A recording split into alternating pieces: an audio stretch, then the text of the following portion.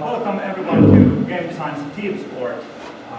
We're going to talk about some very difficult stuff today, and you're all welcome. Even though we're all Finnish, or most of us are Finnish, can you please come a little bit closer so that you're not on the edges of the hall, so we can see each other better. So, game design is a really hard trade. It's an art that combines math and vision and creativity and creative design.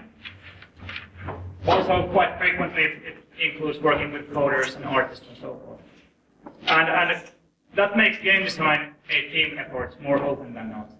A creative team effort where the end result has to be very rigidly controlled in one sense, but at the same time you have to be very flexible and loose when you create that team effort to make something that is creative and fun and novel and interesting. So, as often as not, game designer's job is like herding cats, running a team of 2 people or 200 people and trying to come up with a joint focused outcome. And as every one of us knows that one bad rule can ruin any game. So you can take any board game, change one of the rules, and it will be totally unplayable. So you have to have both rigor and flexibility. Game designers have a lot of hard skills that we need to make our work. My best hard skill is Microsoft Excel. And I love to work with economies and progress and balancing and numbers.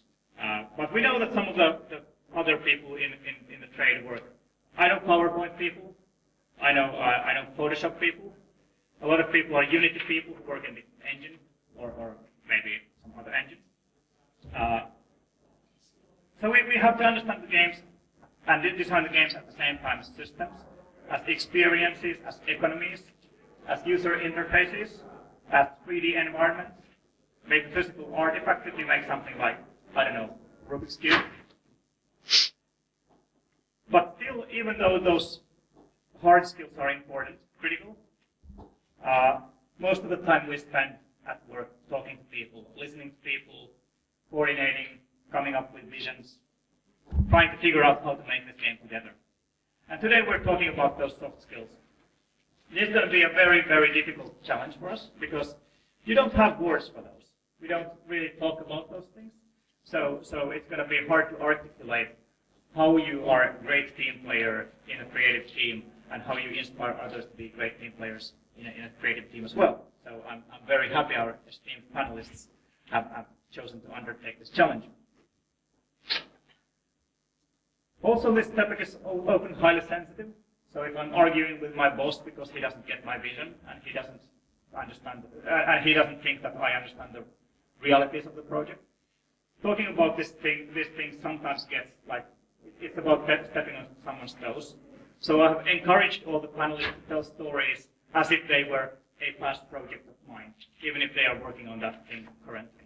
So there might be some loose flexibility with the stories we tell as long as the course is essential. So, the esteemed panelists, we have McElroy. He runs Onyx Path as his day job, and he basically makes sure that the company runs, but he also does design fiction, and he's got fast and drive-through RPG and so forth. Welcome, Matt. So, what's your best hard skill?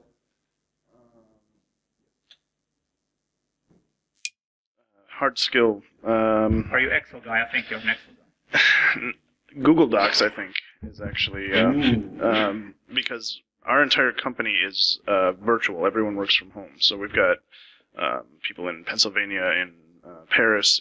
I'm in Madison. People in Seattle. So we don't have a collective office where I can just walk down the hall to bug someone to get their project in by the deadline. So we try to use shared tools like Google Docs and Skype.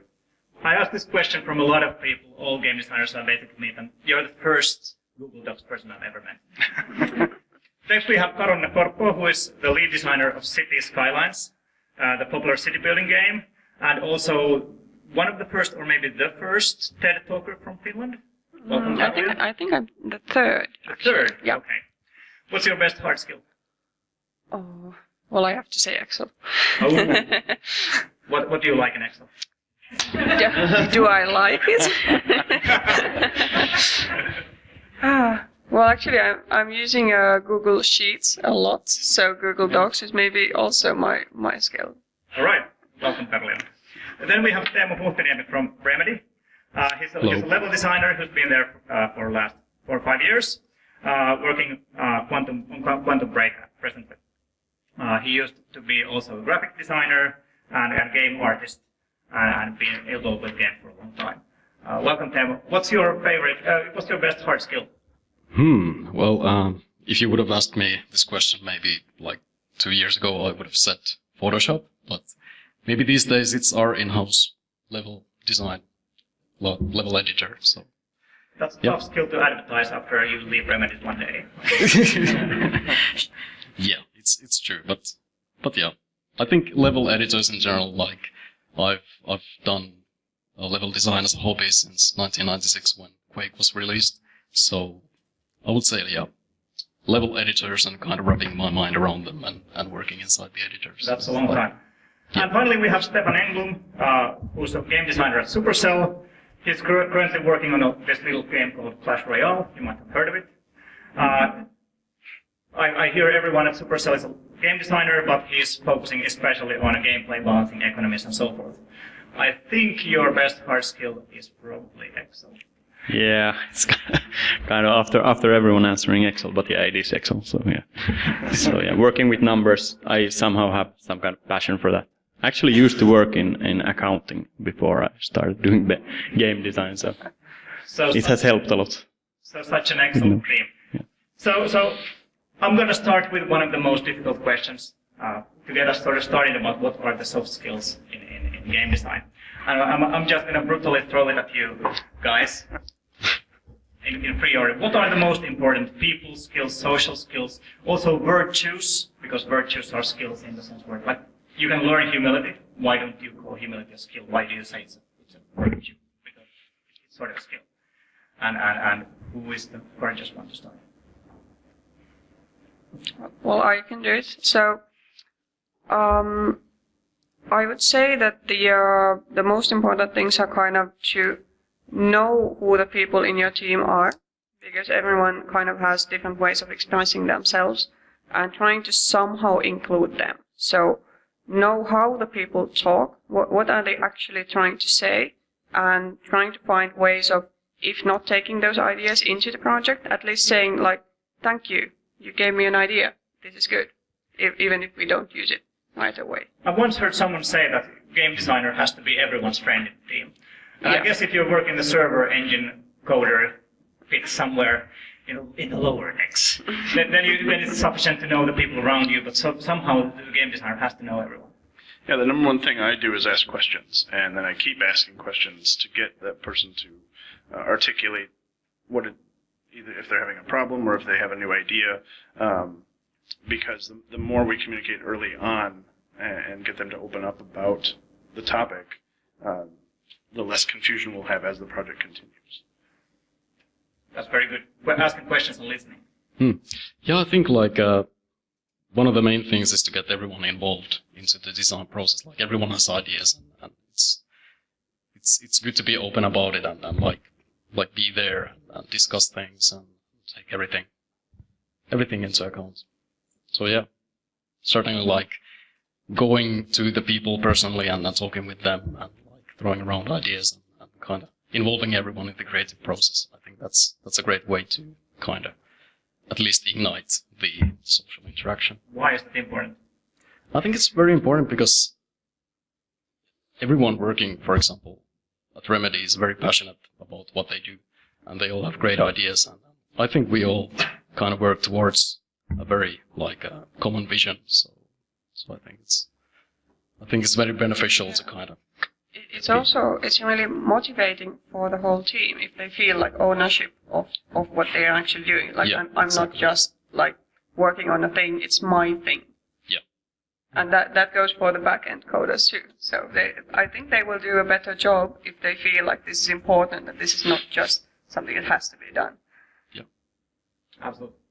I fully agree. I think knowing the team members is definitely like I would say that's the most important. I would add like maybe then, I don't know if it's the second, but I would say that like being somewhat humble, so that you understand that you're not the ultimate guru. You don't necessarily possess the best ideas or the best solutions to all the problems. Like, be ready to listen to others and be open to what they have to say.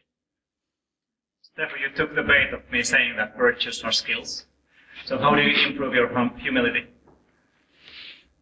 How do you improve your humility? Or how do you teach other people?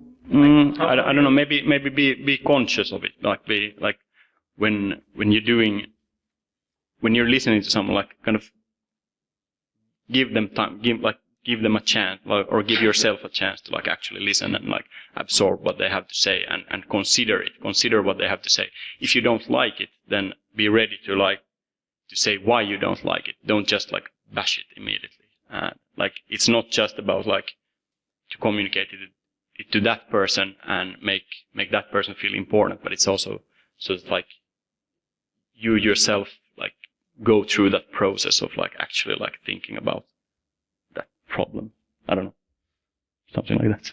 I would have said the best way of learning humility is looking other people's when they play your game. True. And that is I don't know if you've ever done a game design, but those are the worst days at work. Often, especially when the first encounter with the players. And of course, the humility also goes the direction of players. It's also like understanding the community and so forth. So you said about inspiring other people to contribute to the design. But not everyone wants to contribute to the design. Like, at least in my teams, it's not always been that everyone wants to give input or be involved in all the decisions. There are always some people who are focused on their own work and just hoping that someone comes and tells them, like, what kind of button should this be? Because I want it to be a beautiful button. I don't want to decide what kind of button. I think that's extremely important, is to get to know your team and their individual strengths. So if someone isn't really comfortable with that open brainstorming part of it and needs direction, forcing them to always push as part of the brainstorming might not be the best use of their skill set. So you need to, especially a team leader needs to acknowledge that and figure out how those people work best as part of the team. Does this work? It doesn't work, but since this is not going to be streamed, you can just speak loudly. Question regarding that you're talking about using the individuals in the team. Primary question is, how do you find the right people to the team and how you form a good team so that you can use really their skills? I think it's an ongoing process, and each project is going to be different. And one of the things we do is we use a lot of freelancers at first. We give people short contract gigs to see how they fit into the existing team and how they work and what their style is. And some people get hired again, and some people don't. And that's an important decision as projects continue, is they're not the right fit. You know, they might have a great skill set, but they might work better with a different company or on a different project, because we have a lot of different games that we're doing, a lot of different game lines. So maybe they don't fit in with the Exalted team, but maybe they'll be great on the Vampire team instead because of how their creative process works. So part of it is getting to know them, asking questions, asking the rest of your team and seeing how they work together. And I try not to make all those decisions myself, because I need everyone else's input to know what's going to work best. Yeah, well, we kind of, when we are hiring people, we do the same thing. We ask the existing team members after like a training period, like how does this person, do they fit in? Because they might have the perfect skills, like you said, but they just don't fit in a certain team. And that's fine. Like, it's not, all jobs are not for everyone, even if the skills are right. Because kind of, if you would choose someone who has the perfect skill set but doesn't fit in with the team, it might cause like creative problems. Because if you want to include everyone, like we discussed, like have the ownership, and if someone feels like they are left out because of one person not fitting in, it will be a problem. Even if on paper it looks perfect, like this guy is so fast, he will do all the work, but you will find problems somewhere else. So maybe just getting to know people, trying to work with them, Because even though someone might be a really good friend or a really nice person to like hang out with, when they're working, they might be completely different, and that has to be kept in mind. Yeah, that's a very good point, and also for us we have the training period, so that's a good chance to see like how do they perform under stress, and how do they wrap their mind around the tools and everything that's required in the job. But when it comes to the actual like what happens before that, then it's really case sensitive. Like when we get applications, sometimes we want to make some exercises for the applicants and see how do they perform, or sometimes we can just see their track record and say, okay, yeah, we're gonna hire this guy, and then we're gonna see like how do they perform in the team. And I think that's a great way to really concretely see like how do they fit in and how things work. Yeah, for us at Supercell, so I think there's two parts there. There's like recruiting, and then there's how we internally swap around team members and so forth. For recruiting, of course, you gotta have the hard skills. You need to have those skills, but then that part of like how do you fit the team? Are you like a good fit to the specific team, or good fit to like any team inside? Then it's, well, I mean, how do you evaluate a person? I don't know, but we do a lot of interviews. So a lot of different people interview the person. Like we might have 10 to 15 different persons like interviewing that one guy, and basically everybody has to like give a thumbs up. And internally, then it kind of happens organically. I mean, we get to know each other better. We have worked with each other more, so we kind of start to see like who works well with who, and who has like the skill sets to like compensate for the others, and the point of view. So we might have in one team we had, for example, that I might come to the team with like, let's say, a bit more hardcore mindset. So we need someone in the team who has like who is also vocal with design things, who has a more casual mindset, so that we kind of get different points of view. And so it's not just about like filling the roles that we need to have X artists and we need to have X programmers. It's about like we need someone who understands systems. We need someone who has a casual mindset, someone who has a hardcore mindset, and they need to like, they might be the same person, they might be different persons, so forth. So trying to kind of understand people and understand yourself and learn, so that you can find the right fit. Would you say those understanding hardcore and casual mindsets, for instance, do you think they are soft skills? Because I would put them in the hard skills. Somewhat, like understanding what casual players want, knowing that competitive players want. It's not just, I don't think it's just about like knowing. It's also like kind of how like what kind of like design do you tend to like do, or what's your mindset like usually? Somehow, like even if we kind of like try to be objective, we just tend to be like quite subjective in the end. Yeah, I think this is a perfect example of how difficult it is to talk about this stuff. Because, for instance, I think all of you said fit at some point of your answer, and now if I asked you what do you mean with good fit, that would be an entertaining exercise.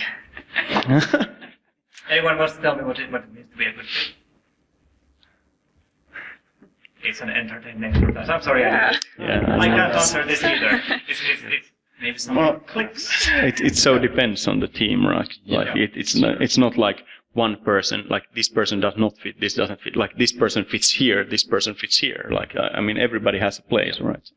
Yeah. But and I mean, some people are more flexible. Some people work with like in this regard, like in soft skills part. Some are more like able to work with like more wider variety of people and so forth.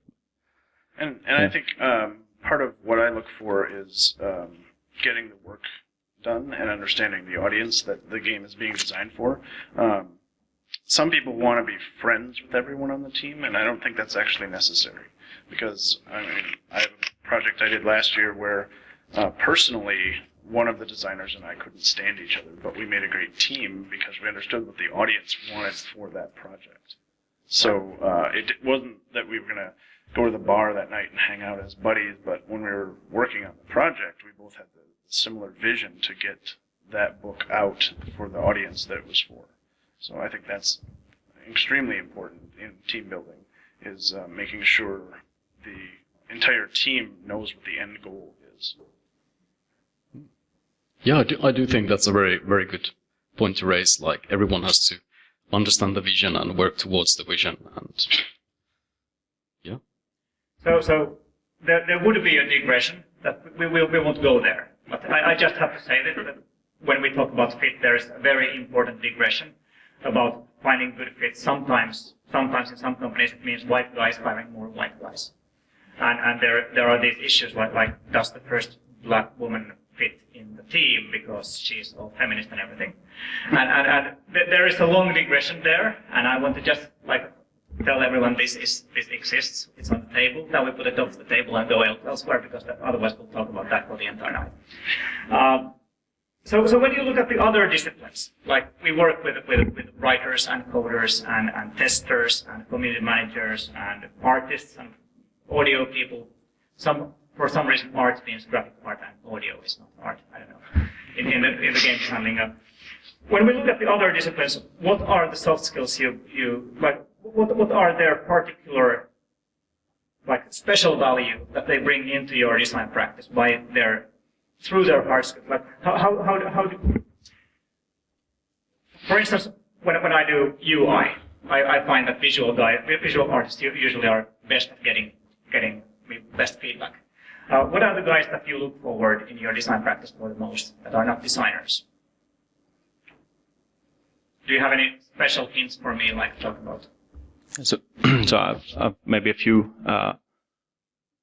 It's again depending on the team. I kind of know the individuals who are good at something, but let's say the programmers are usually, they are way better than me at evaluating what is feasible to do in a reasonable time. So I might have a cool idea, but it might be that it takes weeks to implement, while just with a small change you could actually get the same result with just one day's work. So they are way better at evaluating that, and I try to when I'm discussing with them about something where I'm unsure, I try to milk that out of them, that information, or that their point of view on the subject or on the problem. So that's one. And also if they come up with design ideas, they tend to be ones that are also reasonable to implement. So actually there's a question I wanted to ask about that thing. I'm going to jump around a little bit. Sometimes when you're a designer, you make a call, and that call means that I made the design decision and you will need to work 1 month overtime. Because I want this pop-up to come out nicely, instead of just appearing on the screen. And often when you do a tiny design tweak and you're this is really important, he's the only guy who can do it. We really need this, the deadline is soon. There's a particular design skill where, at least I feel sometimes, I'm on the bridge of the ship and someone else is rowing. And I'm just, I think we need to go full steam now. And there are some soft skills that are pertain to those dynamics, I think. I don't know if you've ever encountered this. Yeah, well, I think, at least we work with the publisher, so kind of selling our ideas is something that designers working at Colossal have to do. We have to be able to explain not just to our team why this is important, but also to the publisher, who might be they switch producer really fast. So it might be hey, new guy, I have never met you before and you know nothing of this game, but you will buy this thing that we want to make. And then you just have to kind of try to explain why this is the greatest thing to ever have come out of our minds. And that's kind of the thing that I also do with programmers. So it's I know that we have such talented programmers, but only if they want to do the thing. So it's my job to make them want to do the thing that I have designed. So kind of discussing and finding what is feasible and making changes, of course, if it's like insane amount of work for a tiny thing to happen. And then if it's still important to me and it's an insane amount of work, then I just have to talk and make sure that they kind of see my point or get tired and then just do it. So, how do you do that? Can you teach us the soft skill now? Yeah, well, Especially in the team. Like, Yeah. It's a different skill, I think, to sell it to a publisher. yeah. Well, once again, you have to kind of know who you're talking to. So if I'm talking to the publisher, if I know anything about the producer I'm talking to, I know what they like. We had one producer who loved numbers and kind of programming and optimizing and all of this. So I knew if I wanted to sell something to her, it always had to be like, this will be so efficient and it will look so cool and the numbers will be awesome. And then she was going with it. But many of the other guys are more about like visuals, and we know that if we are pitching a DLC idea, it has to be so that we have some free stuff for all the players that looks cool, so that they get a great video to sell the game with. So we can go like, yeah, this is the free stuff and it looks cool because of this and this and this. And that's why you want it. And all the rest is like just bonus. They will be like, yeah, it looks cool, we'll have it, do whatever. And like then, if you know what they like, say that part first and save a tiny bit to the end, so you can go to like, this is the awesome thing you love, blah, blah, blah, blah, blah, and the awesome thing, yeah. And then it is likely that they will say yes. Yeah, I definitely agree with that. Knowing the designer or the freelancer, like for me, I deal a lot with writers and artists. Knowing what's going to get them excited to do the project early or on a rush deadline. One of our freelancers likes money. So if he gets it done by an early deadline, he gets a bonus. And that part's really important to him. And another freelancer, she doesn't care about that so much as being the person that made the cool thing. So she gets to come up on stage when we're debuting the new game, and she loves that audience excitement. And motivating her to get it done faster is, well, I'll pay for your Gen Con trip. You know what I just realized? 3 weeks ago, someone came to me and said, Markus, I have a golden opportunity for you, like the thing you really want to do. I need someone to model our gacha mechanics on Excel. I'm like, that sounds really interesting. I definitely want to do it. And now I figure out that I've been hacked. So if you're hearing this, Jon, how do you guys tell your ideas? Well, When you have a level which really needs, I don't know. Yeah. Well, it's really case sensitive. Like if it's something new, like let's say a new animation, like this event when the player is playing through the level and we get like a car driving through the gates and like a bunch of enemies appearing, and something like that. Then it's usually very easy to start with taking screenshots and maybe making like how do you call it? Like a mock-up. Yeah, like a mock-up of sorts, like how do the events unfold, like, okay, the storyboard, like the car drives through here and the enemies appear from here, and then you're gonna explain it, like, sell it like, okay, it's gonna be a really, really cool sequence, like, you're gonna hear the music, and there's gonna be a loud explosion, and everybody loves explosions, like, that's always easy. So you can say, like, yeah, there's gonna be, like, gas tanks exploding and all over the place, and bullets flying, and it's gonna be the coolest thing ever. And if you get people on board, like if you get everyone on the same room, like people from different departments, and you sell this idea and everyone is like, sounds cool, let's do it, then you've sold the idea. But sometimes, especially when you know that, okay, making this change would mean a lot of work for these guys, then you might have to approach it from a different perspective. Like maybe go to the guys personally and maybe like talk with them and ask like, how would you feel if we would do this sort of change right here, and then like be more kind of, I don't know, careful about it. And yeah, sometimes we discuss things and we get to a mutual understanding, but sometimes we have to face the realities that we just don't have time. There's a lot of cool stuff that we just don't get to do because of time constraints, but Most of the cool stuff we don't get to do. Can I add to that? Because kind of one of the really important things here is that the whole team has to know the concept. Like we started with, like everyone has to understand what is the thing that they are making, and have a clear vision of what this game is, what is going to become of this project that we are making. And that's when you can go up to a programmer and say, like, this is cool and we need this because it fits the concept perfectly. And because they know what the game will be, they will understand, like, yeah, actually it does fit.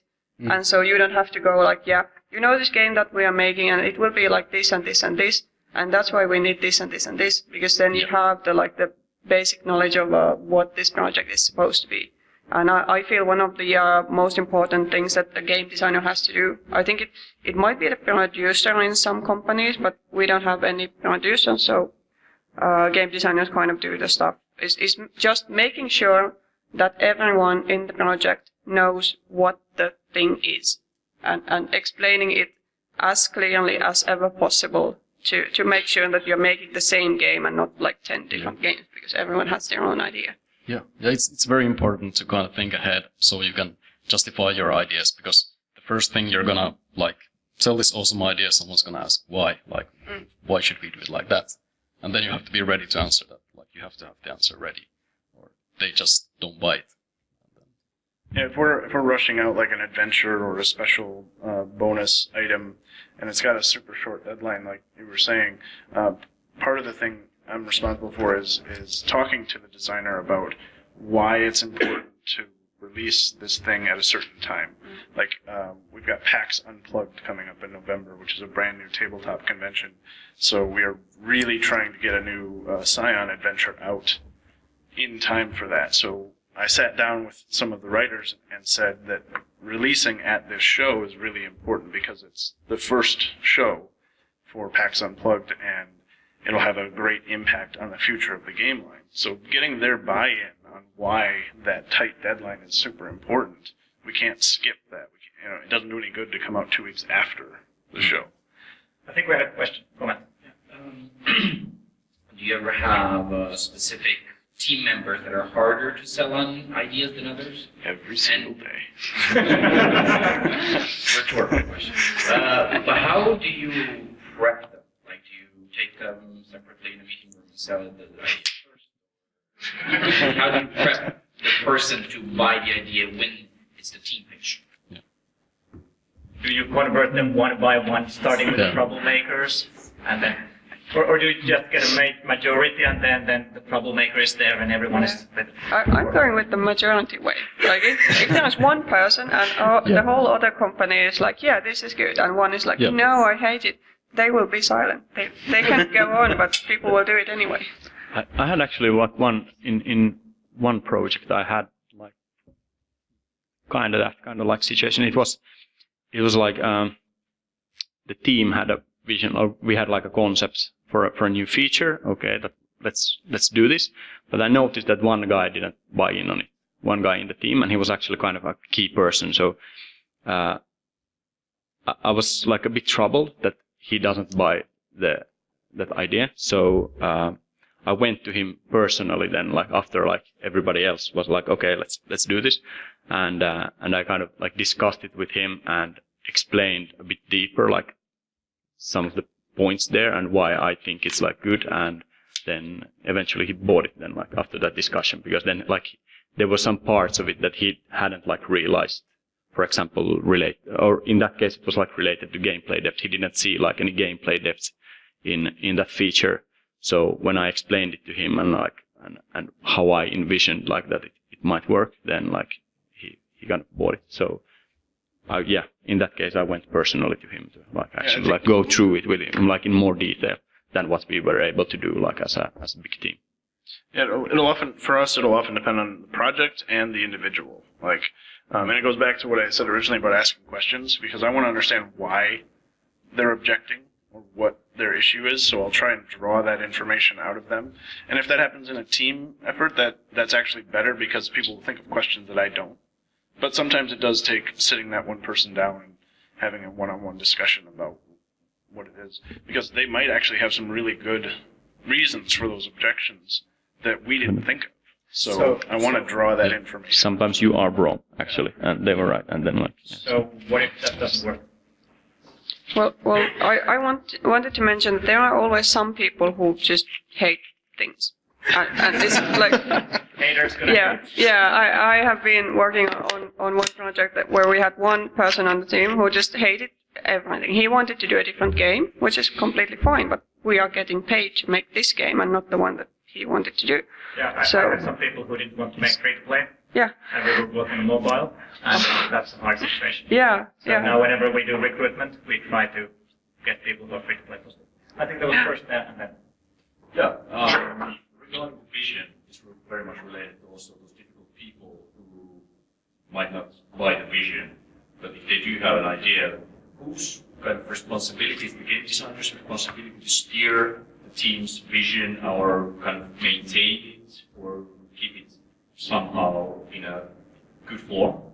Or does that really spread out to the whole team, and how does it actually stay in good form? Or do you just let it flow and, steer those with your hard skills, the technical direction? Or how does the vision kind of evolve? An excellent question. We had in our game, in a project we worked on, we had this very long discussion on whether we want to make a casual game or a competitive game. And that's something that impacts absolutely everything in the game.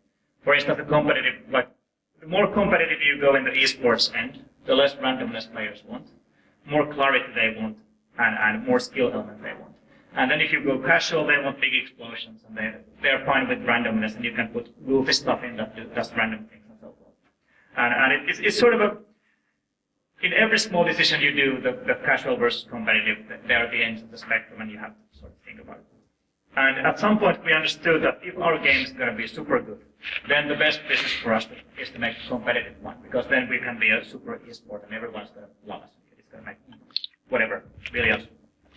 But if we are almost that good, then we should go sort of more casual and more fun, especially because that game had a competitor in the market who was very competitive.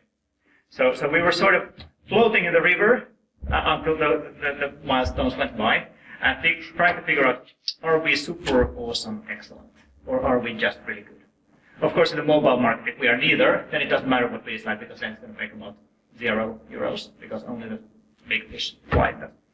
So our process was sort of, let's see how it plays out. But it was hard because it caused team friction all the time, and especially since we had some people who were very deeply entrenched in the competitive side and some who were entrenched in the casual side, and they both were right in case the game went their way, and then we just floated for a while until we could make a decision.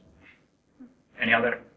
Well, yeah, what we do at Colossal, because we have to plan really carefully. We work with a publisher, so we basically sell a game to the publisher before anything has been made. So that kind of means that we have to know what the whole game will be before anything has been done, because no one wants to spend time on the concept because that costs money. So if we can just sell it and then make it, it's better for us. So who are the people who sell it? Well, our CEO does the negotiating, but we usually kind of try to ask the publisher if they have ideas or wishes, because we know that if they give the ideas, that they will buy it. Basically, they love their own ideas, of course, and at this point we can also feed our ideas to them. So, like, wouldn't it be cool to actually have this kind of a thing? And then if they kind of feel that it's their idea, they give it back to us. Then we know that it will pass. But we do planning so early on that we kind of have meetings where we have all of the team present, and we go like, if we want to do a traffic AI update, can it be done in X amount of time? How much would it cost? So can we sell this? Like, is this a DLC-sized thing? So for us, the game designer is the person responsible that all the parts fit together, and then we have the CEO who handles all of the business side. So she will say that, like, this is too big, we can't sell this. We will need the whole year just working on this, and they will want 3 DLCs. So do smaller things. So we kind of have a couple of steps, but the game designer is the person who has to kind of take in all the ideas and then actually formulate like the kind of bite sizes that are required. So when I'm told that we need 3 DLCs done this year, plan something that we can sell, and then I'll go through all of the idea lists and be like, yeah, this is one, and this is one. And if they want extra, then I have one more planned. So kind of, and the idea lists are done so that we have brainstorming where all the team is. So everyone who wants to come, it's not mandatory, you don't have to brainstorm if you don't want to. But the lists are so that anyone can edit those at any time. So they can add things even when you're just falling asleep, you get the best idea ever, you go on the wiki and type it down. So everyone can contribute what you decide. Yeah. Okay. And I try to be fair. Fair towards the people at the company or to the players or? Well, I have many people that I have to be fair to, because of course the publisher needs to get their money's worth, and the players need to get what they are paying for, even though I don't know what. So you're trying to make the best game. Yes. You're not trying to be fair. I want to make a game that feels good. That if you pay 10 euros, you get a 10 euro game. Yeah. Although they don't tell me the prices when I'm designing. So. Fair enough. Any other ways to keep the vision intact? Well, I think like one important thing is like things always change, so it's very important to kind of keep everyone on the same page. And there are many ways to do this, but like through like emails or meetings or whatnot, like you just have to keep everyone on the same page. Like, okay, this change has happened and it affects all these different departments and stuff. So. Yeah, I think So that's you're sort of also in a Remedy, you're sort of also in a hierarchic model where my department can make a decision that impacts your department?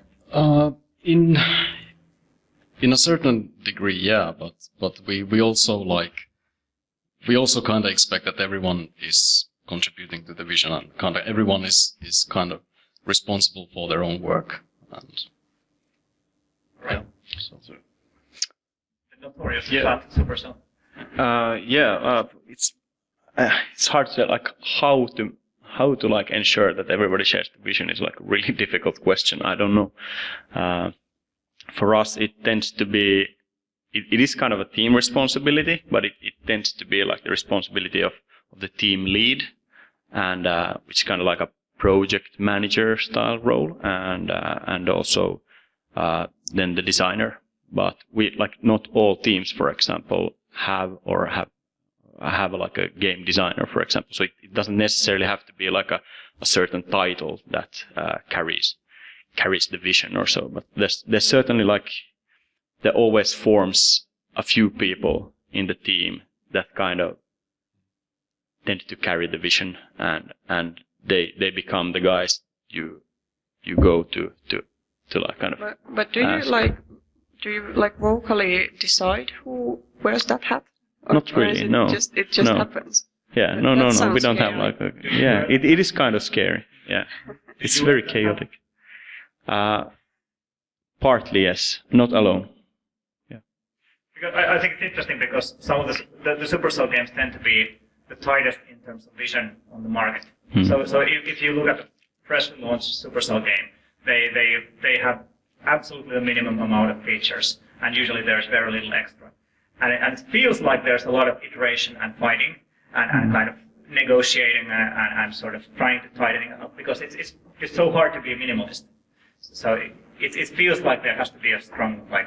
Yeah, they always go like there's always the risk of feature creep that you like like people always come up with a lot of features trying to put them in, but like we being good so far that there's always like someone who's saying no, like we need to like cut down, we need to like keep it simple, at Onyx, so we get it shipped. At Onyx Path, we're very strict on a hierarchy. Every book has a developer, sort of a content manager, and all of the freelancers and designers work under them, and they. In the brainstorming and outlining phase, they can all contribute lots of ideas. We want to do this, we want to introduce characters like this, what about this kind of power? But the developer, eventually that process stops and they create the outline, and any vision changes have to be approved by them. So it's very strict that everything goes to that one person to make those decisions, and it's their responsibility to carry like if a writer turns in a draft that's wildly off outline, they have to bring them back on to the project to finish, to get the book out on time. And art works very similar. We have an art director who gives direction to all the artists, and they approve sketches. And some of our projects are licensed. We actually work with White Wolf owns Vampire and Exalted, for example, and there's an approval process that we pitch to them. At first, it's a very basic idea. We want to do this book, and they say yes or no, or that sounds neat, but we'd like you to cover these topics. And then they are also involved in various stages of production to make sure that that book that they initially approved based on a pitch document is what they envisioned. I think we'll get back to the hierarchies later, but I think we have one more question. Yes. You have been talking quite a bit about pitching and selling people on ideas, especially stuff that is cool. So I'm wondering, how do you sell people on ideas that are necessary but not cool? So I'm thinking, like in digital games, like matchmaking, netcode, the length of loading screens. In-app purchase offers. And like intangible things 5 gold bars better, and but that are hard to pinpoint that we need this loading screen like to be half this length or whatever. So how do you sell those? I think that's an amazing question. Yeah, I'm guessing that maybe with those kind of things, I would go with the other way, like presenting it so that can you imagine how awful it would be if we don't have it? So then kind of, because I do a lot of this. We don't have special offers in the in-app purchase store. Yeah. Well, for the publisher, they would be like, yeah, actually, they will make more money if they have these. So then they will understand why it is awful to not have those. So kind of, and well, once again, for the audience and with the team, I can always say that the publisher wants it, even if they wouldn't. But kind of, if we really need something and it's in the contract, it's like, well, I don't care if you guys want to do it. We have to do it. It says so here. So kind of those things don't have to be sold. And usually the publisher side is, at least the producers that we have had, they have not been so technically kind of oriented, I would say, so that when we actually need something that is complex but doesn't really show in the game, we really have to explain, like, this is why we need it, like, the whole thing will fall apart if we don't have it, and then they are like, yeah, I guess it's okay. And, like, we're just telling them, and, well, I guess I need to know why it is important, because I'm not a programmer, I don't do that stuff. So sometimes even I go to a programmer and I ask, like, why do we need to do this? They explain to me, I explain to the publisher, and then things work. Any other ways to sell I once had to sell extra complexity to guild search. So the guy who made the guild search algorithm had to make it more complicated because of things. And usually the server coders are, I think, in my experience, they're the hardest people to sell extra complexity because they have to deal with load and everything. So they have to always prepare for 1 billion users in case our game happens to be Pokemon. And then they, like, I don't really have a practical reason to not do this, but if we are super successful, then it's going to be a huge problem. It's complicated. Yeah, I mean, yeah, I'd say. Sugar? I mean, if whatever the feature or thing is that you're trying to sell, there must be a reason why you're trying to sell it. So for some reason you think it's important. So I guess focus on that. That the loading screen or the loading time needs to be halved because, like, people probably drop here, or maybe you even have data to show if it's like an older game like that. You might have that tool as well. But I mean, there's a reason why you're selling that. So I guess that's. In tabletop, we call that the page XX issue. As you're reading a book, there'll be a spot like, for more on magic powers, see page 56. So in the draft phase, you put XX there because you don't know where that page is going to end up when the final book is laid out. Developers hate going through the text to fill out those numbers. So they always argue that they don't have to. So I hand them a book that doesn't have them, and I say, how easy is it to reference this? And then they're like, okay, fine. I think the hardest sell actually is selling designer tools. So when I make levels, I need a nice level designer so I can do it. And if you work for 1 month, then I will be able to shave 25% of my workload. And you're a coder, you're busy, and I'm a game designer, I'm a bridge, and you're rowing in the lower decks. And it's very hard to sell those. And then someone says, that's just a quality of life thing. And then I go into the point where I say, like, the faster it is for me to make a level, the more I will iterate them, and the more fun they will be. It's very hard for me to prove this, but I assure you, if I hate the level designer, the levels will be worse. I don't know if you agree with me. But it's really hard to sell a tool to someone. Especially since the job designer tools are usually very crappy. So getting a simple feature like undo in a level designer can be impossible. Undos, no. We don't do undos. Yeah. Programmers just say no. Yeah, I'm like, yeah. why? No. I guess kind of like related to what Matt said, if you manage to get them to do it a couple of times, so that like have them do a level a couple of times, and when they notice how crap it is, they will do the tool to make their third level. Like. We had this thing we called a level design competition. The entire company. Then we got a little bit better level designer. that level designer had an undo because it was just a script editor, like any script editor. You just write a script. Enemies come from left, enemies go from the right. There's a tree on the left. And it was just a text file. And it was not. Yeah, all right. I think we have a lot of questions. I'll just start from here.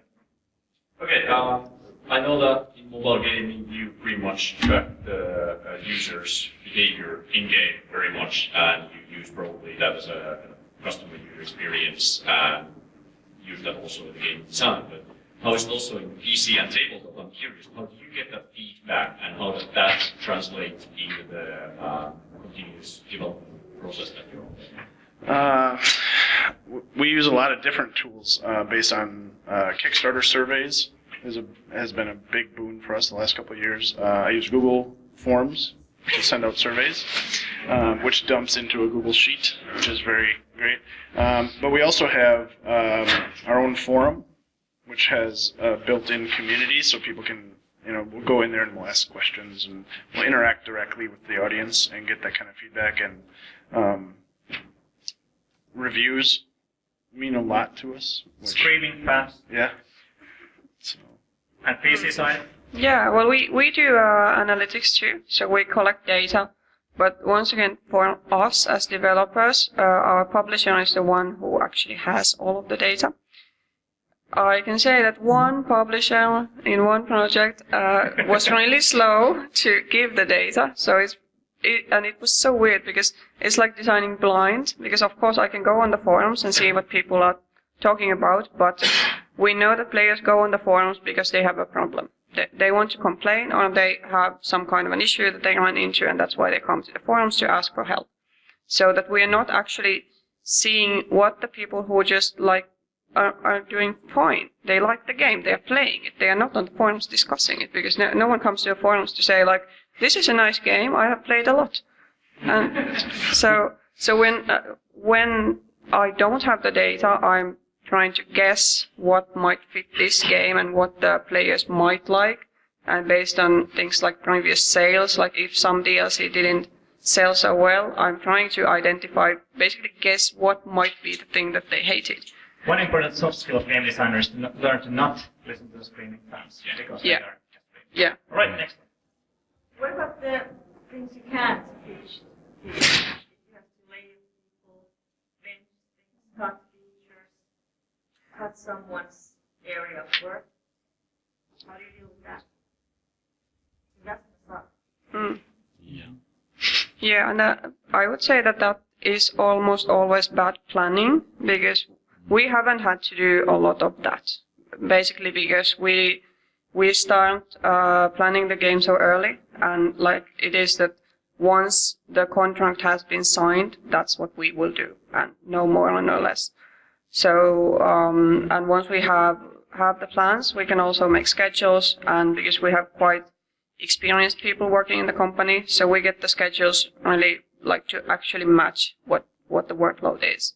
And I think that is that's something that like really young companies with people with not that much experience, they struggle with that, because if I need to plan how long does it take to make a DLC, I'll just go to a programmer and ask like, Antti, how long does it take to make X? And he will go like, yeah, 4 weeks.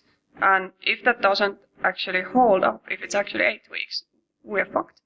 Like, and since I know that he's been doing programming for ages, he's really talented, he knows exactly what he's doing. So when he says 4 weeks, I know it is 4 weeks. So we don't really have to cut features that often. So usually when I'm in a situation where features need to be cut, I'm usually the victim. Because usually when I'm in a game project, there are small teams, and as a designer, I'm usually somewhat an owner of the most features, especially when it comes to stuff like that usually gets cut, like guild features and social features. Usually everyone else is trying to make this core game and put it out on the market, and I'm worrying about the stuff like how do we make this viral and social and get people really interested in it for a long time. And that stuff is unfortunately things get cut. And it usually doesn't require social skills, because usually it's me cutting off my own head. So they are features, I think they are must features and they must be there, but also money is a critical issue, so but maybe since you have the most managerial experience out of the panel, you can address the question. Our biggest issue is books coming out late. So we do get developers telling us, well, it'll take this many months to put out this book, and some of them are wildly optimistic, and we learned that the hard way. So usually that affects our next project with that particular staff. Maybe they won't be the lead developer on the next book, but we'll keep them on because their writing is great. So we'll shift who's in charge of the next book, and we'll move them into a skill set that they're better at. How do you run into a situation where the person doesn't want to be? Yes, many. I mean, I don't want to say many times, but we over the last couple of years, we had a couple of major projects fall extremely late because the people just weren't cut out to be the team lead on that, and so they're no longer. I mean, and that actually suffered us with the customer base. So customer confidence in us delivering books on time suffered because of that, and it even bled into other game lines that had nothing to do with that because they're associating the company, not necessarily that one person. So that's a thing that we pay a lot more attention to now. I mean, Onyx Path is a relatively new company as well, so we had some growing pains figuring out who our best designers were and where their skill sets fit. So.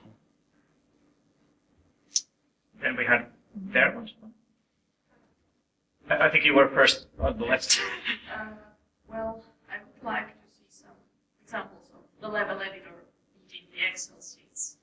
Sometimes when you really have to show something to the people who usually are very number-oriented, not visually-oriented, or have a different language of communication in total. The thing with visual editors is it's that they are super nice when you have them. But they also have downsides. For instance, the Excel editor we had in one project had the advantage that if I want to upgrade the level of every single enemy, I can do that in 1 minute. Whereas if I have a complicated Unity-based visual editor, I will need to go run around levels, and then I'll forget to upgrade some things and I'll upgrade some other things twice.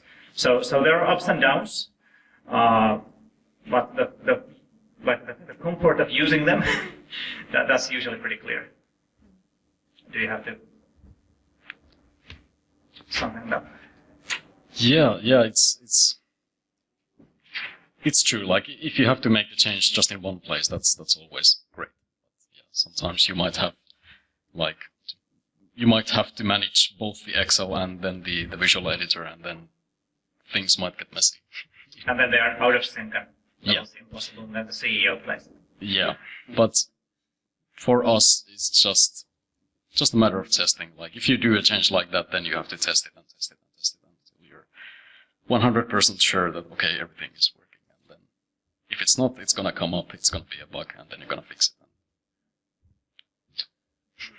I would kind of, if I can add that, it's kind of a trust issue also, that if the programmer really doesn't understand why I need an editor, he just has to believe me when I say that I really need this, like we need this thing.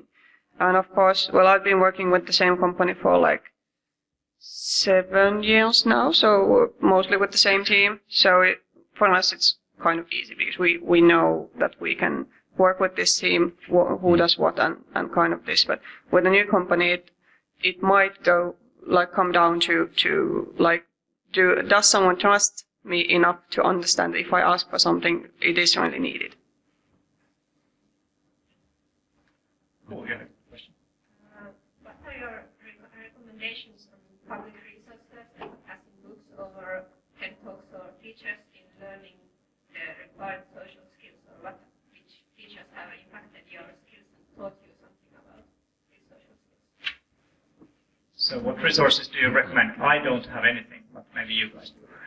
Yeah, I also I feel that I've learned by doing, but it's not only like in the game industry, like also like my previous job and in school and doing teamwork, like whatever, like playing role-playing games and playing board games and all that. So like I think everything teaches you to it in a way, interacting with people.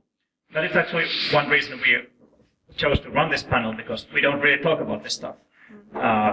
Sometimes, very rarely, when we evaluate applicants for a job, then we talk about the stuff for 10 minutes, and then we go our ways, separate ways, and then we let's talk about it. In part because we don't have words for much of this stuff, and because situations, they always feel like contextual, and this is just this one team, this one game, this one situation. It's hard to generalize, so it's very hard to make universal rules about stuff. So that's why it's great that people are sharing stories, because examples at least help. But I don't know TED Talk about this stuff. I've got a couple of books that we've used. Well Connected by Gordon Curtis is a good read for inter-office discussions and avoiding drama. I didn't like it, but my boss really does. There's another one called Stop Workplace Drama by Marlene. I can't pronounce her last name. And then there's a book called Relationship Economics, which is more of a guide on how to evaluate how much time to put in building relationships with people you work with. So earlier we talked a little bit about you mentioned that you have a strict hierarchy, and you guys have less of a hierarchy. So why do you have this strict hierarchy where everything goes through this central editor of the book? What are the, like, why do you want to be fascists? Partly because a lot of our stuff is very dependent on world building and unified game mechanics. For tabletop especially, you need the rules to make sense across a number of books, so having someone that is the final decision maker on does this fit the setting for Exalted. If someone creates a new monster race, that might feel a little bit too much like D&D. You need someone to sort of keep the whole project moving in the right direction so it fits that setting. And at least for RPG publishing, that makes a lot of sense to have someone that takes all of the draft work and make sure it fits the concept before they turn it over to the layout. Because once it's published, if you've got too many D&D monsters in Exalted, for example, the fan base is going to react extremely poorly to that.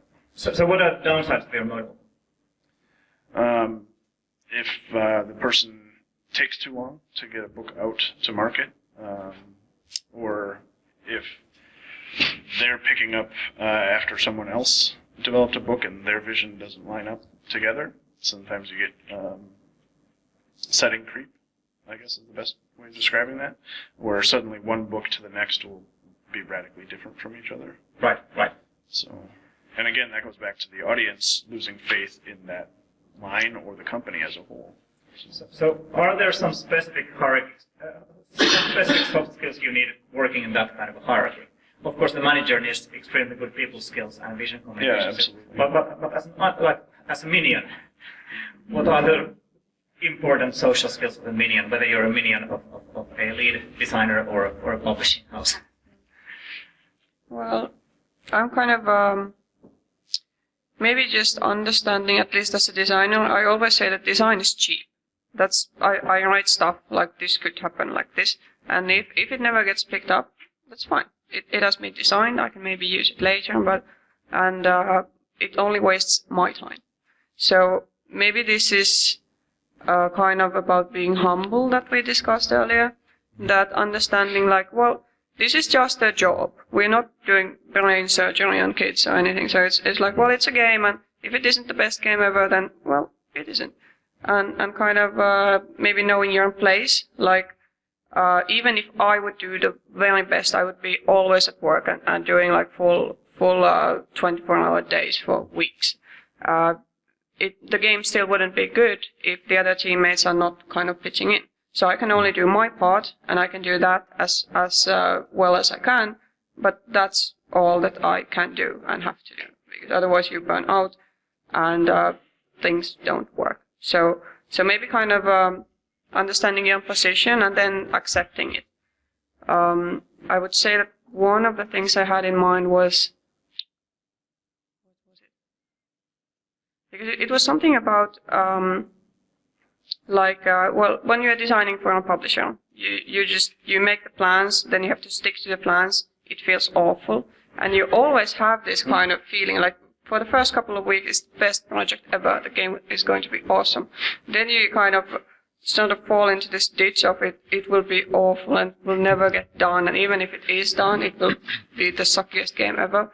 And it never is. So it's just kind of a feeling you have to go through. And that's when you need to have the confidence, like, I'm doing my best. We have planned this. It was a good idea. We made good plans. So let's stick to it. And just doing your part. Yeah, I think it's great that you brought this thing up, because I've noticed this with everything creative. Like, there's always that point when everything sucks. It's like, okay, this will never work. But you just have, like, the confidence and keep the high level vision in mind and just keep working towards that. And there's gonna be a point when you realize, okay, it's not that bad, and it's actually getting a bit better. And then there's a point when you say, okay, yeah, it's okay, I guess. And then usually that's as far as you can go, but then maybe years later you come back to it and you can say, okay, yeah, it was good. So I think in terms of hierarchical models, I think the level designer's job is quite interesting, because in one sense, it's many traditional people think that level designer is the kind of in the lower end of the trees, because level designers are not real game designers; they just make levels. That's one kind of stereotype that's floating on in the industry. Yeah. The other stereotype that is floating on in the industry is that everyone else is just working to give you toys. So you're the end, like the last runner in the what's in the relay race. You're the last guy, and everyone else is just delivering the best toys, and then you get to do something fun with them. And everyone else is toiling in the engine room so that you can create some experiences. So I think it's interesting in terms of hierarchy.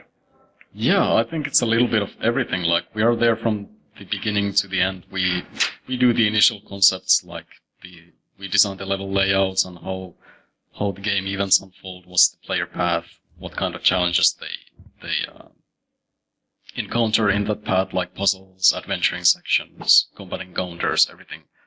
And then we also implement everything. We script everything. We also implement stuff from other departments in, as you mentioned. And yeah, it's like a big ball of things. Like you're constantly spinning plates and kind of trying to just go forward with everything. So you guys work at a flat organization. Yes. At Supercell. Yes. So why do you do that? You're not like the Yeah, it's I guess it originates from the very beginning of the company, where the idea with Supercell is that the teams are extremely independent. That's where the name comes from as well, like Supercell, that they are individual, independent cells, and we are extremely independent in the teams. Like, the team does all the decisions, even the decision to kill the game is done by the team during in the process of when developing it. So the good things about that is the like everybody really feels like a true ownership of the game. Everybody who is in the team, because they have absolutely no one to blame when something goes wrong. They only have themselves, and you kind of quickly realize that you are like fully responsible for doing everything. So you kind of then also put everything into it. Yeah, I don't know. So when you say that the team decides when to kill the game, yep. Who decides in the team when to kill the game? I've actually never been in that situation yet, but it has. Yeah. I loved it when the Finnish government made universities independent. Yeah. When they actually made the directing boards of the universities, gave them all the power over the universities. Oh, okay. Now the universities are independent, but the scholars are powerless. so that's the university independence for you. But how does it work for you when cells are independent? Is it the game lead, or is it like popular votes, loudest streamer? I haven't been at least one game was killed so that they went to the zone and they talked honestly like, okay, this is not going to work, and then they decided to, as a team, to kill it. So the stories I've heard, it's always been a team decision. So collective team decision. Right. Yeah. But if you kind of have enough people in the team that don't anymore believe in it, then you kind of, it's even if there's like a few who would believe, it's kind of a wake up call that, okay, this is not going to work. Like if half of the team are not going to are no longer like passionate about this, and then it's not going to work. So what are the downsides of the platform? Sometimes it can be slow. It can be also very chaotic. Like in one team when I joined the team, it was already a live game team, and there was actually like quite a lot of change in the team structure. So many people had left, and many had come instead. So there was like a period, I would say like maybe a few months even, where kind of we were like kind of looking for the roles in the team in a way, who wears that hat, and that kind of thing. And that can be like quite stressful, and it can be quite slow for everybody involved. But I don't know, so far it has worked quite okay for the company. So what are the soft skills that are essentially special to the flat structure? I think there's definitely at least, well, I think it's good for everybody, but I think especially for me, it's very, very important that I quickly kind of learn who they are, like that I get to know the persons, like that, okay, this guy works this way, this guy works this way, this guy likes to pitch design ideas, this guy doesn't really have any, or this guy is like super enthusiastic and like giving ideas, but they tend to be really crap, so I have to like kind of try to steer him in the right direction or something. So more about how to heal a Damn. Why did I say this? Okay. you have a lot of work. Yeah, that's a tricky one. Yeah, I've encountered that a few times. There's people who really have a lot of ideas. They're super enthusiastic, but their ideas just suck generally. But one guy I somehow managed to explain to him like why those things don't work and convince him that they don't work, and he ended up like going away somehow like happy from that situation, that like maybe I found some good nugget that, okay, this part of this like idea, this unit is quite cool, like it looks cool. I think it's a like really cool character, but because of the gameplay, it wouldn't fit into the game as it is currently. The current meta wouldn't work with it, etc., etc. So try to find something positive in it. So you know what I'm going to ask next. If your organization is flat, and you have people with bad ideas and people with good ideas, everybody needs to share the common idea that like we try to do the best game. But how do you end up in the best game? How do you decide? You kind of try to convince each other. You discuss, like, I mean, is my argument more? How do you make like a? How do you argue about something? How do you make like a solid argument that this is why I think this doesn't make this game better, and he might have an argument why he thinks it makes the game better, and I don't know. Like sometimes I'm wrong, sometimes I'm right. In my experience, one of the hardest things in this is that when you're early on making a game, your game looks ugly. It crashes all the time. It's very slow. There are no animations. Playing something like Clash Royale without animations, like any animations, would be like, it's very hard to understand whether this is fun or not, where this is going. Is this going to be interesting? And at that point, it's very hard to debate on whether some idea is good or not, because no one's seen it in practice. And then you end up in a situation where you have like people bringing their implicit authority into the table. Like, I'm not saying I've been doing this for 10 years, but I'm saying it's my professional opinion this is going to suck. and those are very interesting negotiations because you don't have facts. You don't have anyone experiencing it. Then you're sort of, as a designer, you're sort of trying to convince that, I know this very well, and the other guy is also trying to convince that they know this very well, and then you end up in this kind of interesting situation. Yeah, I mean those happen. I honestly don't know like what is the right way. I mean I don't think designers are like the ultimate gurus in that kind of situation. Definitely not like it's. So yeah, I don't know. Especially if you're talking about algorithmic stuff. Usually the coders often have a mindset where they are the first guys to say that you can do this economy, but then you will have endless inflation. Oh, that's true. Or you can have the guy who is coding 3D and saying if we do that character you really want, then it's going to be so big that it's really hard to shoot anything else except for that. We had a situation in one game where it was a top-down shooter, 3D top-down shooter, and you were hitting enemies like right in the middle, but the bullets went through. And the problem was that you had 3D collisions and it went between their legs. But as a player, you look from top-down vision and it feels pretty bad. And this is kind of stuff you learn if you're a 3D programmer or 3D modeler much quicker than if you're just a game designer who is like thinking abstract. So different people have their different strengths and you have to know how to tap them somehow. Yeah, I'd also like to mention that this is kind of a cultural thing, because we work with the Swedes, and when they have meetings, they need to decide something. That is endless. They will come, they will discuss, they will talk, they always want to talk about things, and they have this idea that when you discuss long enough, magically the right option will just appear. And we have had some difficulties because as Finns we're like, okay, let's have a meeting. Should we do this, or do you want something else? And then the Swedes are like, no, let's discuss. And it's like hours and hours of fika and just discussing what might be done. And I'm like, well, I have a list. Let's go through this one and see which one is the one you want. So and I'm guessing companies also have different kinds of cultures for this. So we are really we feel that we're really efficient at Colossal. We have really short meetings. We try to stay on the topic and just really efficiently go through the options and then choose what feels the right for us. But although we kind of have everyone contributing to the creative work, we still have to have people who are like that this person decides over this.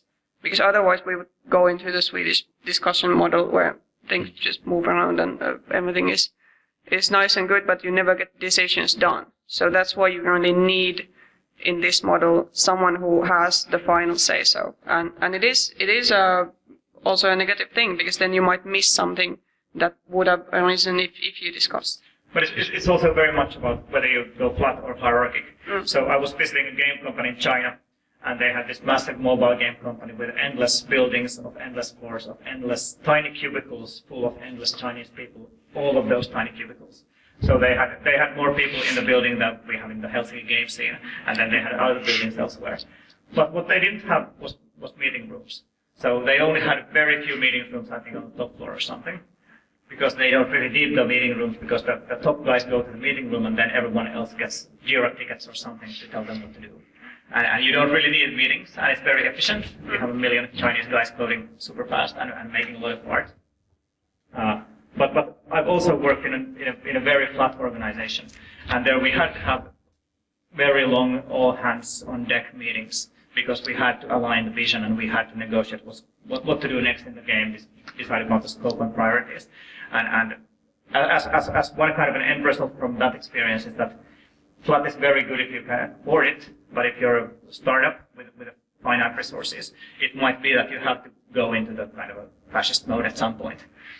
And I know that there are some game companies, I think EA, for instance, has this role of a closer. And a closer is a guy who comes to the game project towards the end of it, and he ships the game. He doesn't care if the game is good or bad, he just makes sure it gets out of the door. And if your ideas are great and they take a lot of effort, why don't you just do the essential bug fix and we ship the game? So they actually do the very active change in their pace at some point. And I think that's something that would be really valuable for many companies. Yeah, and I'm thinking this is, sorry, do you want to? Yeah. About the responsibility. Because, well, I know that the way I work is like I feel really responsible that we have the contract. We have promised something, we want to deliver that and that alone, because we're not a charity. We don't do like 1.5 games for the price of one. So kind of making sure that the job gets done, but I'm not a perfectionist, and I don't think people should be, or at least the people deciding what gets done should be really perfectionist, because otherwise feature creep, all the ideas, they feel good, and you would want to have more content and more content. But when you have someone who is like, yeah, let's do the thing, and the thing only, then the people below that person can be creative, can throw out ideas and work on things as long as they can. If there is someone else who is like, yeah, it's done, cut it, let's go forward. And then you you don't have the responsibility yourself if you have someone to come in and close the game. So it's like mentally, it's a weird situation. We call that perfect is the enemy of done. Yes. So we actually have that in the design document. That is good. Yeah. I can think of something that first of all, I think it's kind of a role for us as well, that there needs to be some people who are like saying that, okay, shut up, like let's just do this, like that don't keep on talking. I tend to be the talker, so I talk a bit more, but then someone comes and says, okay, like shut up, I'll do the prototype, we'll test it, and let's see how it works. And I guess that's one thing with our like flat teams. You could say that, like, you know, if a programmer wants to do a quick prototype of something, there's like absolutely no one is gonna tell him like, don't do it, like don't waste time on that. If he can do it that in one day, like a prototype of a new game mode or something, then fine. And it has happened quite often that like I've been very skeptic about something, and then some programmer does like prototype in a day or two, and I play it and I'm like, okay, this is freaking awesome. That's the hard part, because you never know how it's going to turn out. Yes. We just have educated guesses, so right. So, you have all these educated guesses, and halfway through implementation, you get your hands on it the first time, and you realize it's foobar because you made a bad design decision. Now your choices are to scrap it, fix it, which kills half of the stuff, and you have to rebuild half the stuff. Maybe you do that. How do you remotivate the team to get behind your idea again now that you fucked up? What if this happens twice? That was my next question. How do you fuck up and keep your credit? Well, I would say, first of all, you have to admit, be really honest, like, hey guys, I fucked up, it's my fault, let's continue. Because then it's like, I feel that for me, at least, it's really relieving that you can just say, like, yeah, I'm a human, I made a mistake, I will take the responsibility, and life goes on. And at least this has to be the first step. One thing is when you do the earlier steps properly, when you motivate the team and you get on board, when you sell it to everyone, then it's collective failure and not just your failure. I mean, you might have been the original mover of the failure, but then everyone knows that, you know, I understood what she meant by it, and I agreed with it, and it's true it doesn't work. Now we have to fix it, but because she sold it to me so well, with all these social tactics, I feel it's also like, because ultimately the team has to deliver the game, it's not the designer. Once I was in a team where people were unfortunately they were tired of the project and their motivation was not super high and they didn't want to make free-to-play. So I ended up in a situation where I was sort of designing alone and then people were just implementing like, I'll just make this code thing. And that was terrible because then all the mistakes were mine alone. And in that team I failed to kind of sell the vision of the game. To my credit, I was brought in only after the project was in a pretty bad shape. But that was terrible. We had a developer turn in a draft of a manuscript that they said was ready to go to editing. And they had previously turned in really quality work. This one was none of that. It had pieces missing. It had gibberish, like just, like ipsum morum text, like placeholder text. And they said that this was actually a complete draft. So that set that project behind by a year. So they're no longer getting to lead any projects. And we had to hire new developers to basically to go through the text and find anything that was usable. And then basically start the project from scratch, which slowed the project down drastically. And then we had to basically do a lot of damage control with our audience because they were expecting that book out at a certain time. So now we've implemented some changes where higher-ups get more quality progress reports, so we get to see it. And that's one of the reasons we use Google, because you have multiple people, and we know it's much better for version control. We don't have somebody working on a Word document, and maybe they didn't send us the newest one. We can actually see the project as it's developing. So it's basically coming up with solutions to avoid that problem again. Just a question: how many people work on one single core book? Say on the Trinity core book.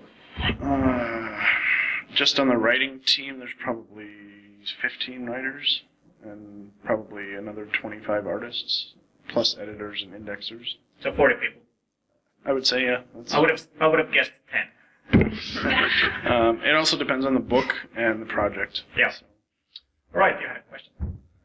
Yeah, I'd like to go back a little bit to the idea of the best game, because the best game still needs to find the right players, because it's obviously not the best game for everybody.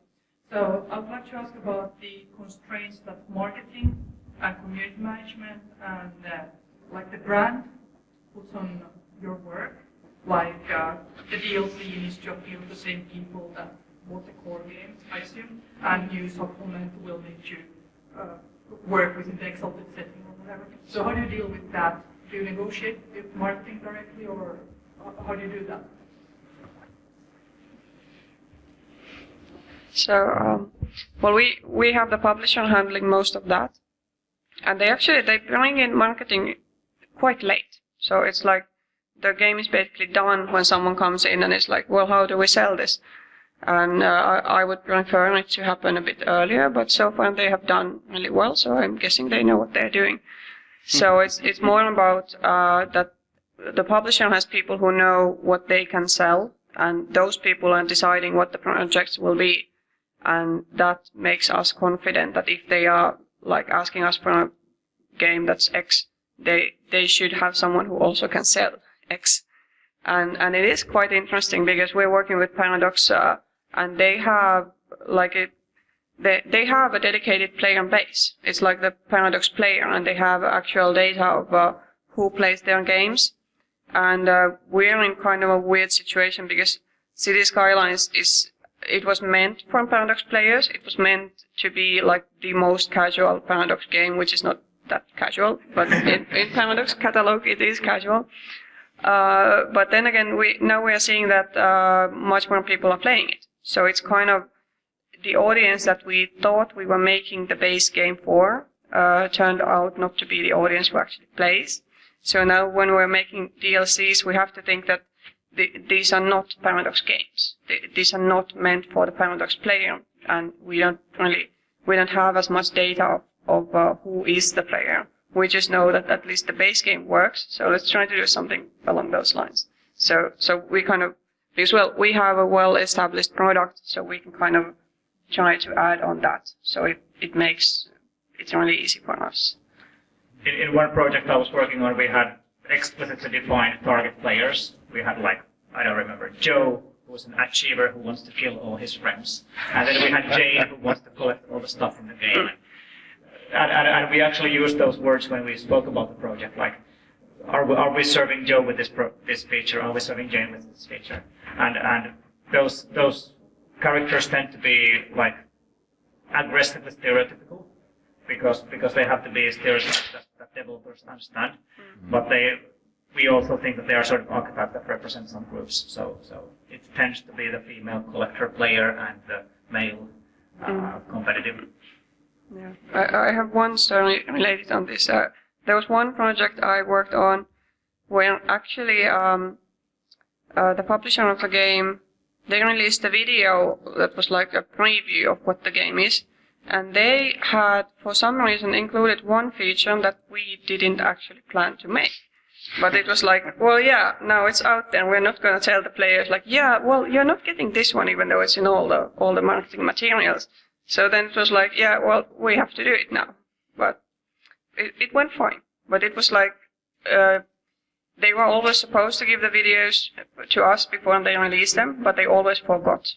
So then it was like watching the videos, like, I hope so much that they haven't done it again. So it's always scary to see what kind of things marketing has done. And we also use kind of, we did have like these player archetypes, but apparently the Swedes switched some model of doing stuff and they are not using those anymore.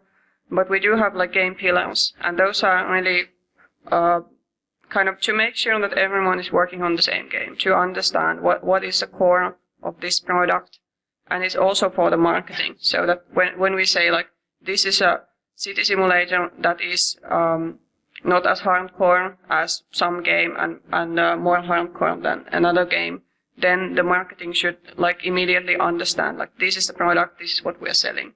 And it's good for all of the people. So we know as a team what we're doing. The publisher knows what they are getting, and marketing knows what they are selling. So once again, coming back to understanding and really clearly stating what is this game. We have a Kickstarter going on right now that Monica Valentinelli, one of the guests of the show here, is the lead developer on. Each chapter is a different historical time period. And we've achieved the main goal of the book, so now we're into stretch goals. And we're letting the audience fight over what those chapters are going to be. So each time we do a stretch goal, we put up 3 different historical eras, and then they vote on those. So with their wallets. Yeah, basically. So the comments on the Kickstarter plus the poll is determining what the next chapter of the book is going to be. So we know ahead of time what the audience is most interested in. Nice. So we still have a little bit of time for audience questions before we conclude. Yeah. So there's been some talk about community as a whole, like how the team receives comments from the community and the audience. So what would you weigh the actual? Are you just thinking that like? Is it something other than like start writing back, or do you like what's some of the best inputs that you've gotten from the community, like forums and such and such and such? So yeah, I can start here. They have like the players have definitely taught us the game a lot about the game. So especially the pro players. I mean, it's very.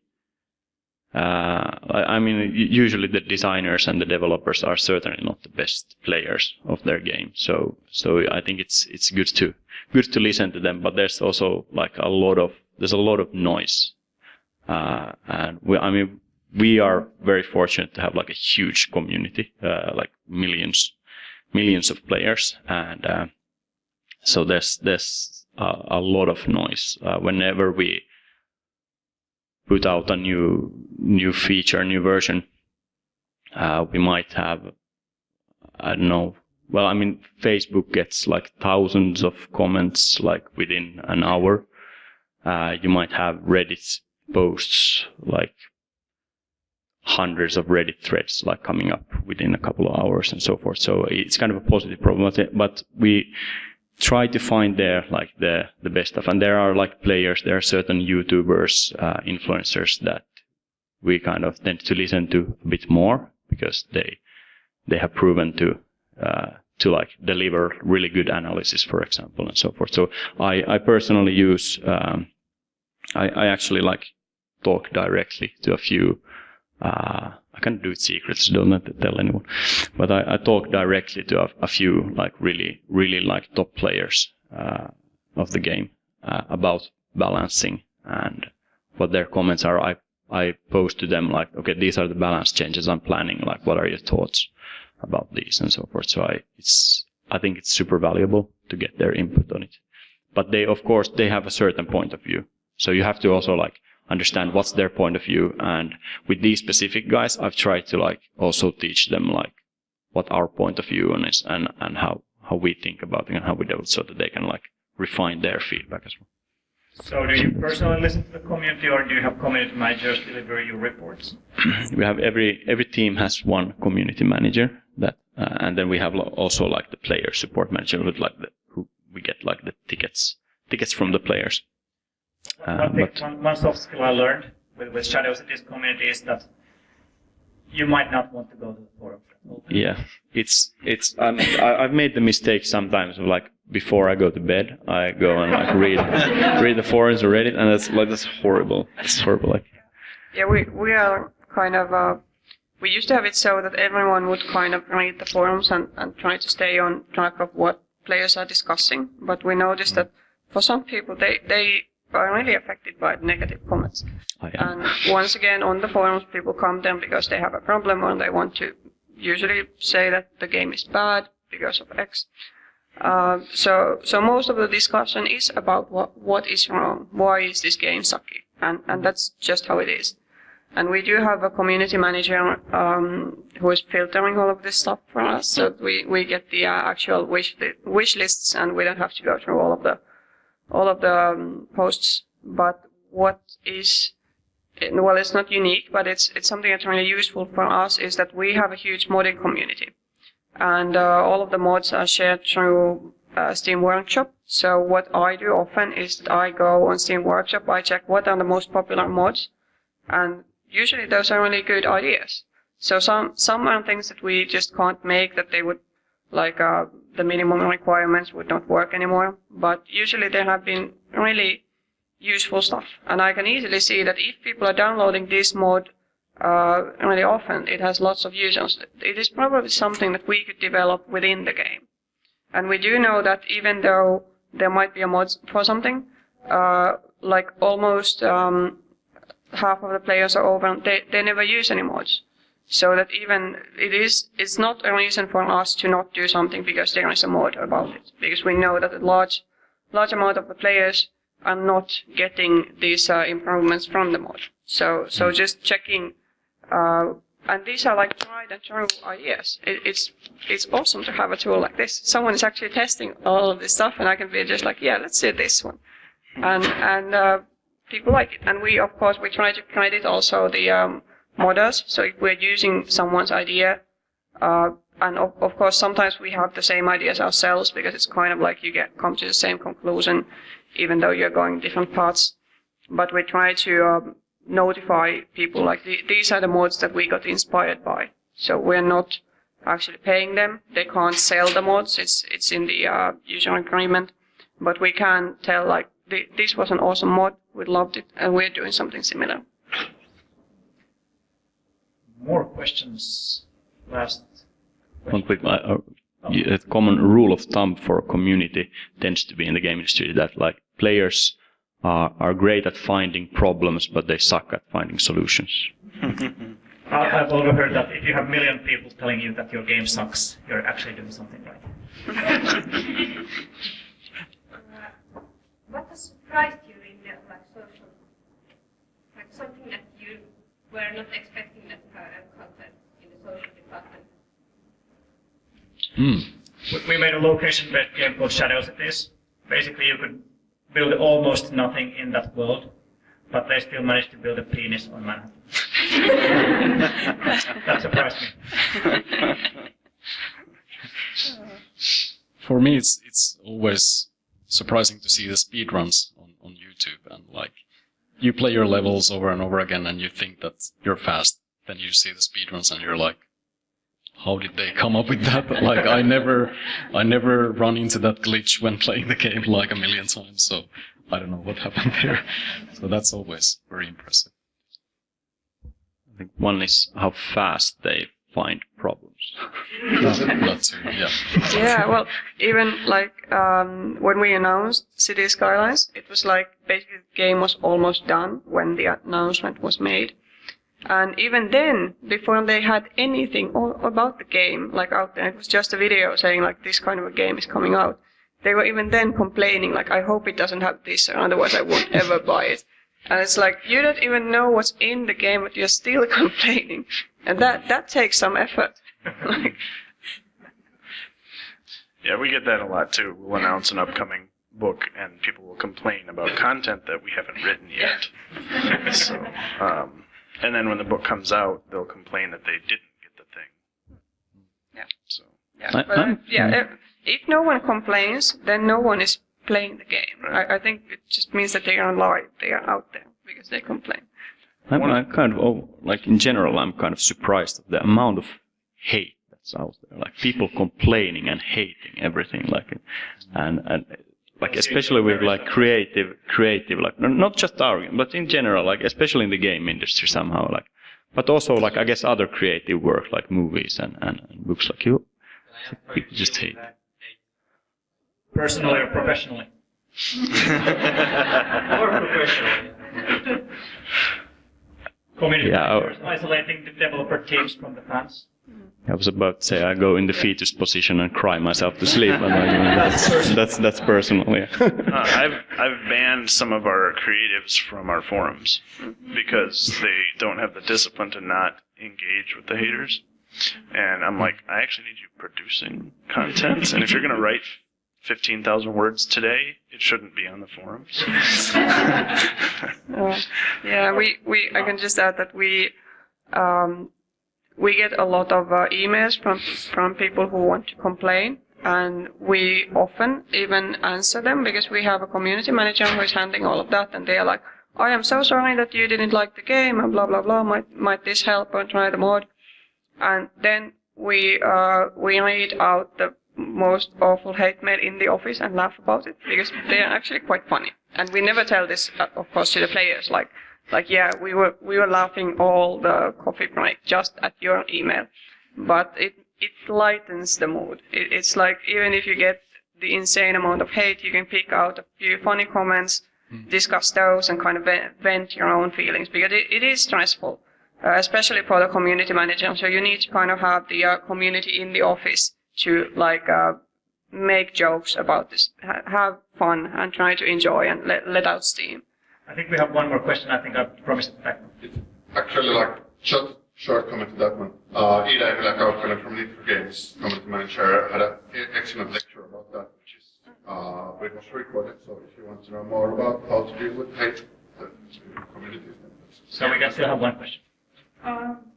Just a difficult one, but which would you say is the most valuable soft skill you have learned in the games industry going forward, like a transferable skill? Is there something you have learned within the industry that benefits you in other areas of life, or will benefit you in other contexts?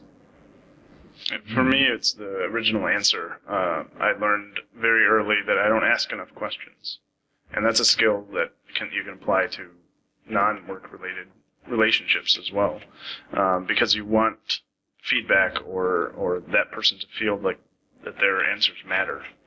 So I think the thing that came to my mind is kind of the same because I mostly use it at work. If someone comes to me with an idea which I think that totally sucks, like it's the worst idea ever, I would never say it to the person. I'm like, thank you, it's an interesting idea, let's put it to the wish list. Because that way, when they have another idea, they will come back to me and they will tell me the idea, and that one might be the best one ever that I could have never come up with. So kind of making sure to value the people. Like they can say things. They can have a part in the creative process, and they will. And there must always be room for people to come and tell stuff. And even if it sucks, I can still put it on the wish list. I never need to just use it. And then it feels like it has been taken into account. Someone listened to the idea, put it somewhere, it's safe and used. I think for me it's a little bit of the opposite. For me, it's the appreciation of brutal honesty. So when I have something, like when we finally confront the players with our game, if it's not good, it won't fly. So the earlier I'm told this is gonna suck, the more I appreciate it. And I'm trying to learn both giving and receiving brutal feedback. So whenever someone shows me their game, before I look at the game, I ask, do you want encouraging or honest feedback? If I look at the game, then I can't ask it anymore, because then it implies the game sucks. I always ask before I see it, and that's very valuable for me. Yeah.